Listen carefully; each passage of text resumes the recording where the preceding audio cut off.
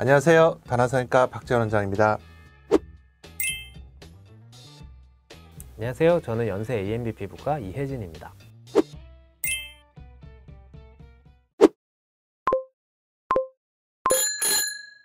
여성 탈모는 생각보다 치료가 좀 어렵잖아요. 저는 동의할 수는 없고요.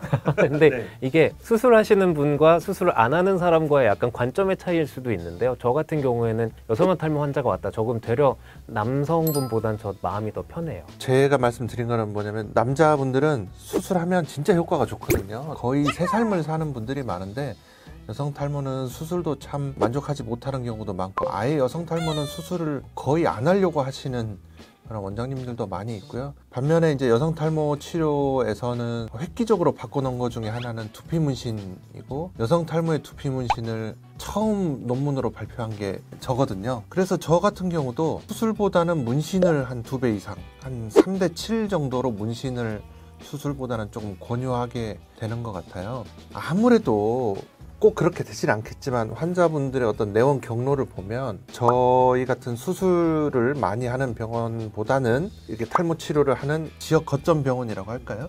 근데 먼저 많이 갈 것 같아요. 그러면 원장님께서 이 환자를 가장 어떤 식으로 먼저 접근하는가 그런 기본 방침이나 원칙에 대해서 얘기를 해주시는 게 제일 궁금해 하실 것 같거든요. 탈모는 부위에 따라서 안드로겐 탈모의 영향을 받지 않는 부분이 있고 받는 부분이 있잖아요. 그래서 뒤통수 부분과 저는 탈모가 심한 부분의 사진을 동시에 찍습니다. 그렇게 해서 뒤통수 사진이랑 비교해 봤을 때 밀도나 그 굵기가 현저하게 떨어져 있다. 그렇게 되면 이건 탈모고, 아무리 정수리 부분이 이렇게 휑하게 보이더라도 뒤통수 부분이랑 정수리 부분에서 사진 촬영을 했는데 큰 차이가 없다. 이런 경우에는 저는 치료를 안 하거든요. 그러니까 이거는 그 탈모가 아니기 때문에, 태어날 때부터 머리숱이 없으신 분들이기 때문에, 다시 말하면 이런 분들은 치료를 해도 똑같고 치료를 안 해도 똑같고, 근데 이런 경우에 그 치료를 더 원한다. 그런 경우에 저는 모발 이식을 하라고 저는 권유를 드립니다. 그래서 이렇게 진단을 해서 셀렉션을 하게 되면 약간 진정한 그 남성형 탈모 A형에 있는 여성형 탈모 환자들만 있게 되거든요.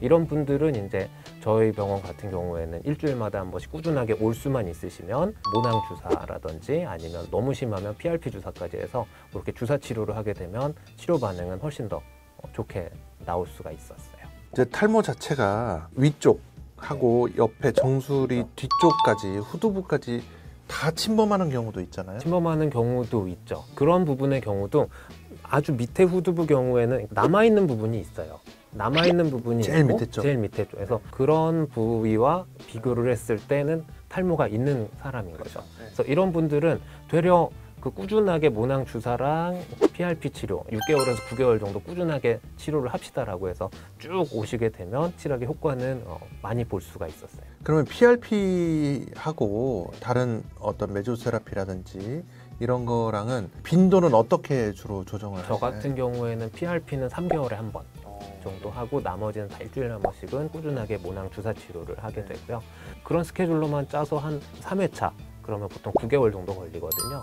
그렇게 하면 확실하게 효과는 있고, 얼마 전 그 JAAD 그 미국 피부과학회지에서도 이러한 그 PRP의 효과에 대해서 비교 연구한 논문이 있는데 거기서 유일하게 차이가 있었던 항목 중에 하나가 탈모였어요. 그래서 탈모 치료가 유일하게 PRP에 효과가 있었다라고 나는 연구 결과도 있고, 그래서 그거를 보고도 PRP는 더 확신에 차서 치료를 하게 됩니다. 탈모를 가진 여성 중에서 우리가 소위 얘기하는 남자 탈모 약에 반응을 하는 타입이 있잖아요.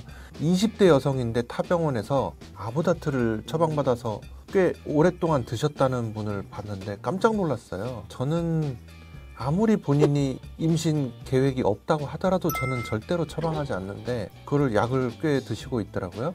어떠한 임상 증상이 어떻게 있을 때 어떤 기준으로 이런 약을 처방하시는지 그게 궁금합니다. 여성의 경우는 굉장히 여러 가지 다양한 부작용이라든지 위험성이 있기 때문에 저는 웬만해선 처방을 안 하지만 몇 가지 조건이 있습니다. 그러니까 폐경을 한 경우, 폐경을 하고 나서 그러니까 M자 탈모가 좀 나타나는 경우들이 좀 있거든요. 그래서 이런 경우에는 제한적으로 좀 많이 쓰고요. 또는 정수리 탈모가 있는데 뭐 어떤 치료를 하더라도 뭐 반응이 없는 경우, 저는 그냥 마지막에 그렇게 쓰긴 쓰지만 제가 많이 처방을 하지는 않습니다.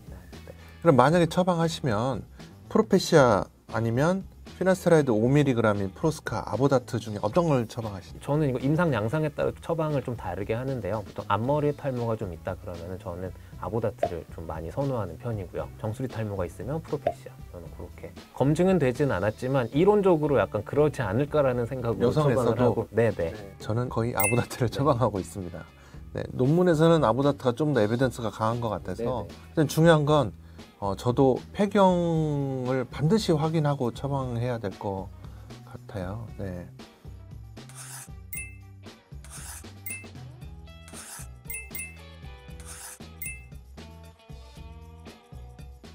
헤어셀은 한 5, 6년 전에 굉장히 많이 떴었죠. 두피 문신을 많이 권유해드리고 있는데 사실은 문신은 이미 비치는 두피를 어둡게 해주는 거고 기존 모발을 지키기 위한 노력은 멈춰서는 안 되거든요. 아직까지는 두피 탈모 치료에 적용을 하기에는 가성비가 좀 떨어지지 않나.